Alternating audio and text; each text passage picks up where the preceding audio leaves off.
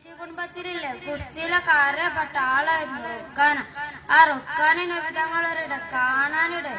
അപ്പൊ ഇങ്ങനൊക്കെയാണ് റുക്കാനോണ്ട് ഇങ്ങനൊക്കെയാണ് നബി തങ്ങൾ ചോദിച്ച ചോദ്യം എന്ന് നിങ്ങൾക്കറിയോ? നിങ്ങൾ ഇസ്ലാമിലേക്ക് വരുന്നില്ലേ? അപ്പൊ ഇങ്ങനെ കണ്ട് റുക്കാന ചോദിച്ചു, ഈ ചോദ്യം ശരിയാണെങ്കിൽ നിങ്ങൾ എന്നോടൊന്ന് ഗുസ്തിക്ക് വന്നേക്ക്. അങ്ങനെ നബി തങ്ങൾ ശരിയെന്ന് പറഞ്ഞു. അങ്ങനെ നബി തങ്ങൾ റുക്കാനയും ഗുസ്തിയായി. അപ്പൊ ഇങ്ങനെ നീ റുക്കാന കഴിഞ്ഞപ്പോത്തിന് ഇങ്ങനെ ആയിന് നബി തങ്ങളെ. പിന്നെ എങ്ങനല്ലത് അങ്ങോട്ടും റുക്കാന സമ്മതിച്ചിട്ടൊന്നുമില്ല കേട്ടോ. പിന്നെയും കൂടി അങ്ങനെ ഇപ്പത്തെ ജോൺസീന് റോമസ്റ്റീഡിയൊന്നുമില്ലേ, അതൊന്നും എത്തല്ല, ആക്ക് വെറും പുല്ല്. ഇനി നിങ്ങൾക്ക് കേൾക്കണോ പടപ്പാള്? ഇതിലാരാ ജയിച്ചതെന്ന് നിങ്ങൾക്ക് അറിയുമോ? നമ്മളെ നബില്ലേ 1400 വർഷങ്ങൾക്ക് മുമ്പ് വഫാത്ത ആ നബി തങ്ങളാണ്. ഈമാനുള്ളവർക്ക് എവിടെയും ജയിക്കാൻ കഴിയുമെന്ന് നമ്മൾ മനസ്സിലാക്കണം. ഇത്രയും പറഞ്ഞ് എന്റെ കൊച്ചു കഥ നിർത്തുന്നു. അസ്സലാമു അലൈക്കും. ബഹുമാനപ്പെട്ട ഉസ്താദുമാരെ, എന്റെ സ്വന്തം നാട്ടുകാരെ, കൂട്ടുകാരെ, അസ്സലാമു അലൈക്കും. എന്താ നിങ്ങൾ സലാം കൊടുക്കാതെ? ഞാൻ 8 വട്ടം മുജാഹിദൊന്നുമല്ല. ഞാൻ പറയുമ്പോ ഓർക്കാനും മടക്കാം കേട്ടോ. ഞാൻ മുന്നിൽ ഒരു കഥ ഉണ്ടാരാനാ, അത് കൂർപ്പിച്ച് കേൾക്കണം. ഞാൻ പറഞ്ഞ ഒരിക്കലും അടുത്ത പ്രവാചകന്റെ കളി ചോദിച്ചു. അപ്പൊ നിർദ്ദേശം ചൂണ്ടിക്കാണിച്ചോണ്ട് അയാളോട് ചോദിച്ചു, ഈ ഈത്തപ്പഴയുടെ മേലെ സാക്ഷി പറഞ്ഞു. അയാൾ സമ്മതിച്ചു. താമസിച്ചില്ല, ഈത്തപ്പഴയുടെ മഴ ഇറങ്ങി വന്ന് നബിയുടെ മുമ്പിൽ വണങ്ങി. പിന്നീട് അതിന്റെ സ്ഥാനത്തേക്ക് തിരിച്ചുപോയി. പിന്നീട് ഒരിക്കൽ നബി സല്ലല്ലാഹു അലൈഹി വസല്ലം തൗഹീദിലേക്ക് ജനങ്ങൾ വരാതെ കണ്ട് ദുഃഖിച്ചിരിപ്പായി. അപ്പോൾ അവിടെ ജിബ്രീൽ പ്രത്യക്ഷപ്പെട്ടു. ദുഃഖത്തിന്റെ കാരണം എന്തെന്ന് മനസ്സിലാക്കി ജിബ്രീൽ നബി സല്ലല്ലാഹു അലൈഹി വസല്ലമയോട് അല്പം ദൂരെയുള്ള മരത്തെ വിളിക്കാൻ പറഞ്ഞു. നബി വിളിച്ചപ്പോൾ അടുത്തേക്ക് വന്നു. ജിബ്രീൽ ജിബ്രീലിനോട് ചോദിച്ചു, ഈ മരത്തെ താങ്കൾക്ക് വിരോധമാക്കി അള്ളാഹുവും ജനങ്ങളെ നബിക്ക് അനുകൂലമാക്കി. ഇതിന്റെ പിന്നെ അള്ളാഹിനൊരു യുക്തിയുണ്ട്. നമ്മളെ നബിന്റെ ഒക്കെ ഒരു പവറേ. അള്ളാഹു നമ്മളെ നബിന്റെ ഉമ്മത്തിനെ നമ്മളെ ഉൾപ്പെടുത്തില്ല. അൽഹംദുലില്ലാ. ഞാൻ നിർത്താട്. അസ്സലാമു അലൈക്കും. ചെറിയ പ്രസംഗം ചെയ്യുക എന്നാണ് എന്റെ ഉദ്ദേശം. പ്രിയമുള്ളവരെ, ഇതുപോലത്തെ റബീഉൽ അവ്വലിലാണ് നമ്മുടെ നേതാവായ മുത്ത് മുഹമ്മദ് മുസ്തഫ സല്ലല്ലാഹു അലൈഹി വസല്ലം ജനിച്ചത്. ജനനത്തിന് തൊട്ട് 2 മാസം മുമ്പ് തന്നെ പിതാവ് അബ്ദുള്ള റളിയല്ലാഹു അൻഹു വഫാത്തായി. പിന്നീട് ഉപ്പാപ്പയായ അബ്ദുൽ മുത്തലിബിന്റെയും മൂത്താപ്പയായ അബൂ താലിബിന്റെയും സംരക്ഷണത്തിലാണ് നബി കഴിഞ്ഞിരുന്നത്. ചെറുപ്പത്തിൽ തന്നെ സത്യസന്ധനും സൽസ്വഭാവിയുമായി ജീവൻ നയിച്ചതുകൊണ്ട് മക്കയിലുള്ള മുഴുവൻ ജനങ്ങളും നബിയെ വിളിച്ചിരുന്നത് അൽ അമീൻ അഥവാ സത്യസന്ധൻ എന്നായിരുന്നു. ഈ മഹാസമ്മേളനത്തിൽ എനിക്ക് എന്റെ കൂട്ടുകാരോട് പറയാനുള്ളത്, നാം നമ്മുടെ വാക്കിലും പ്രവൃത്തിയിലും നല്ലവരായി ജീവിച്ചാൽ നമ്മെ എല്ലാവരും ഇഷ്ടപ്പെടും. ശത്രുക്കളോട് പോലും നല്ല രീതിയിലാണ് മുത്തുനബി പെരുമാറുന്നത്. ആരെയും ആക്രമിക്കുന്നതോ വേദനിപ്പിക്കുന്നതോ അവിടുന്ന് ഇഷ്ടപ്പെട്ടിരുന്നില്ല. പ്രിയമുള്ളവരെ, ഞാൻ എന്റെ പ്രസംഗം നീട്ടിക്കൊണ്ടുപോകുന്നില്ല. മുത്തുനബിയുടെ ജന്മദിനത്തിൽ സന്തോഷിച്ച് നമ്മുടെ നബിയെ ജീവനത്തിൽ സ്നേഹിക്കാൻ അള്ളാഹു നമുക്ക് തൗഫീഖിയാകട്ടെ എന്ന പ്രാർത്ഥനയോടെ ഞാൻ എന്റെ പ്രസംഗം നിർത്തി വൈകി എന്റെ കൂട്ടുകാർക്ക് കൈമാറുന്നു. അസ്സലാമു അലൈക്കും. Next call letter B.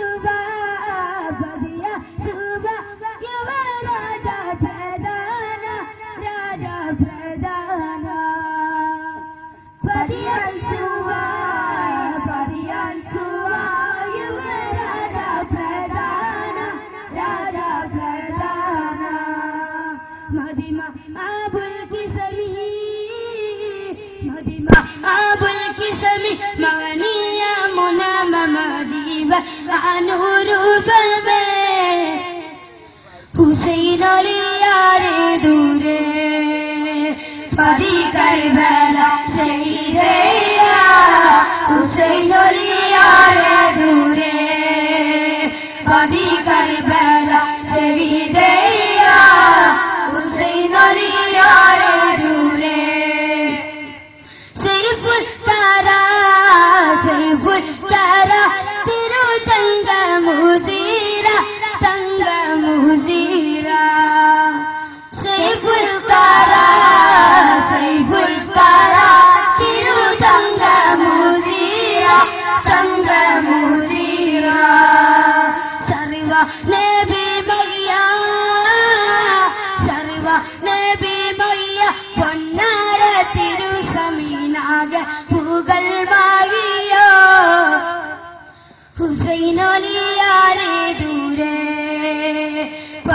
Karbala ശഹീദയ്യ Hussain അലിയാരെ ദൂരെ പതി കർബല ശഹീദയ്യ ഹുസൈൻ അലിയാരെ ദൂരെ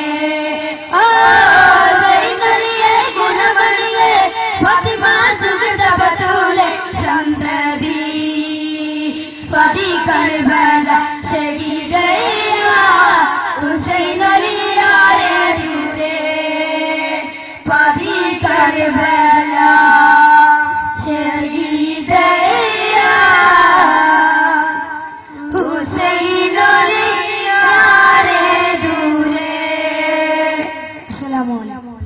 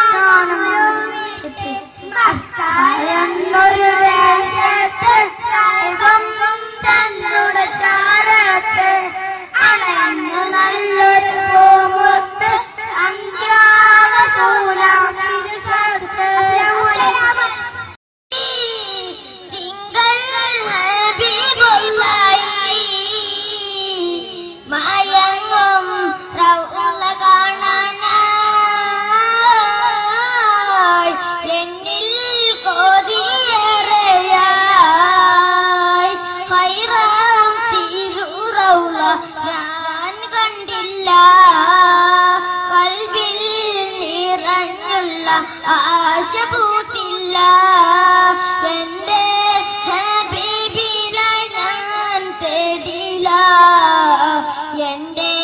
മനമുട്ടും